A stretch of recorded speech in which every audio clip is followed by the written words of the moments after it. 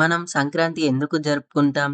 గాలిపటాలు ఎందుకు ఎగరేస్తాం? హరిదాసులు ఎందుకు మన ఇంటికి వస్తారు? ముగ్గుల్లో గొబ్బెమ్మలు ఎందుకు పెడతారో ఇప్పుడు తెలుసుకుందాం. సంక్రాంతి అంటే సూర్యుడు మకర రాశిలోకి ప్రవేశించే రోజు. ఈ రోజుతో చలికాలం ముగుస్తుంది. కొత్త జీవచక్రం మొదలవుతుంది. అందుకే సంక్రాంతిని ప్రకృతి పండుగగా, కొత్త ప్రారంభాల పండుగగా జరుపుకుంటాము. మహాభారతంలో భీష్మ పితామహుడు ఉత్తరాయణం వచ్చే వరకు తన దేహాన్ని విడిచిపెట్టలేడు. సూర్యుడు మకరంలోకి ప్రవేశించిన ఈ సంక్రాంతి రోజునే శ్రీకృష్ణుణ్ణి దర్శించి తన దేహాన్ని విడిచాడు.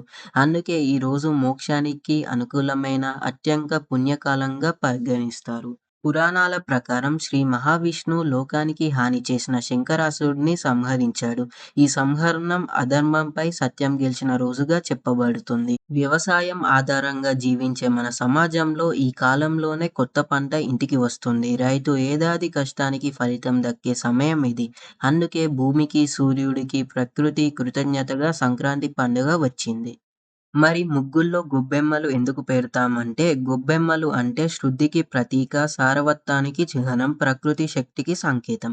పాతకాలంలో గొబ్బెమ్మలు క్రిమికీటకాలను తగ్గించేది, భూమిని పవిత్రంగా ఉంచేది. ఈ రోజు మన ఇంటికి హరిదాసులు రావడం అంటే ఇంటికి ధర్మ సందేహం, శుభ సూచకం అని నమ్మకం. అందుకే వారికి ధాన్యం, ధనాలు ఇస్తారు.